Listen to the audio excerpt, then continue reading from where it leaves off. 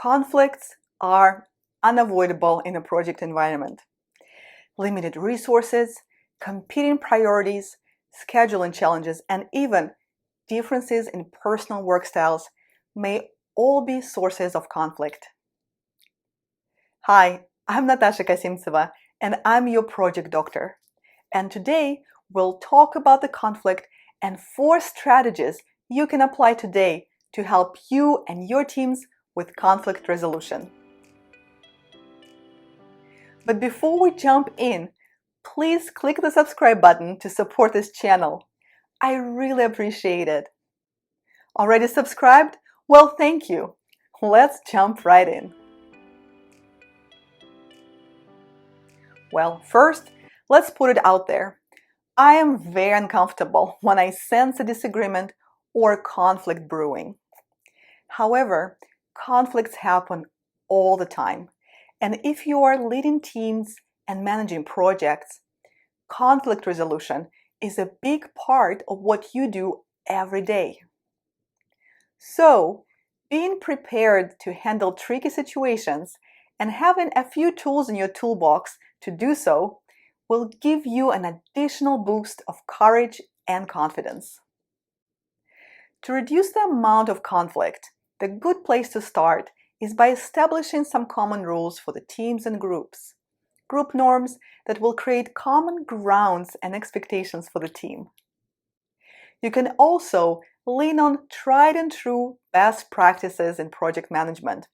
For example, proactive communication planning and establishing clear roles and definitions for your stakeholders and the project team members. When you successfully resolve a conflict, boy, it feels good. Successful conflict management results in greater productivity, positive working relationships. It also helps teams to be more creative and comfortable within the project environment.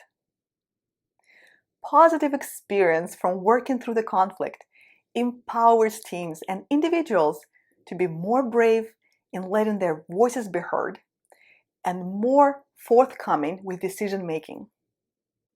Usually, when there is a difference in opinions and becomes a negative factor, project team members should try to reconcile the differences between themselves first.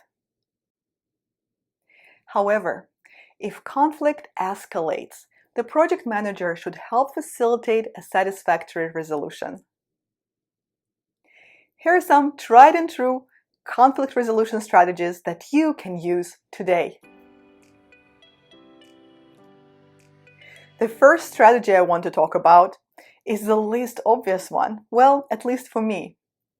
When I sense a conflict, my first instinct is to jump in and to try to resolve it.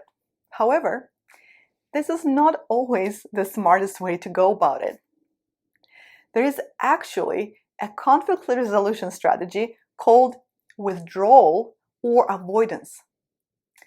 Withdrawal or avoidance is when you do not jump and try to fix a conflict immediately. After careful consideration of timing and priorities, one can choose not to engage in the conflict at all. You might choose to postpone the issue to be better prepared to resolve it later, or for the issue to be resolved by someone else. Early in my career, I considered this move weak or showing lack of commitment or passion. But with time and observing and learning from many leaders, I grew to appreciate the wisdom of this strategic decision. The decision to withdraw or avoid the conflict does not come from a place of complacency, but rather it comes from a place of strong business acumen, political awareness, and long-term vision. The next strategy is smoothing and accommodating. Smoothing and accommodating is centered around highlighting the areas of agreement rather than differences and drawing the consensus from there. Another strategy is using compromise and reconciliation, creating solutions that bring some value to each party. Compromise, however, is a tricky one. Let's use a silly example. I want to eat Chinese food for lunch, and you want to eat pizza.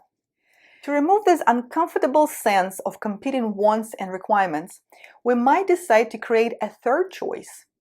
Go eat at the salad bar. Even though the conflict has been removed, none of us got what we wanted. And it's true, sometimes compromise results in a lose-lose situation, but the conflict is resolved. The next strategy is forcing and directing. This one is the most straightforward one, but it has some strong side effects. In this case, the conflict is resolved by forcing one's viewpoint, usually by leveraging formal authority.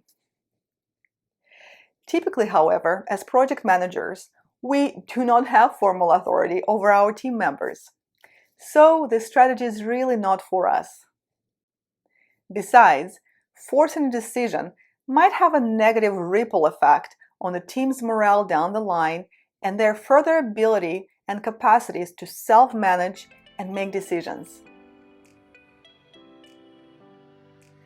The most powerful strategy that has the longest lasting positive impact on the team and the project dynamic is resolving conflict by collaborating and problem solving. This strategy is rooted in the cooperative dialogue that leads to consensus and commitment. In order to execute on this strategy, this might require more facilitation as well as proactive continued conversations. But it's very much worth it. As you work through the conflict, the team will create a win-win situation. How do you feel around conflict? What is your favorite strategy for conflict resolution? Please leave a comment down below. I would love to hear from you. Thank you so much for being with me today. If you found this video helpful, please make sure to give it a big thumbs up and share it with your community. Also, don't forget to subscribe so you don't miss my future videos. Thank you, and I will see you in my next video.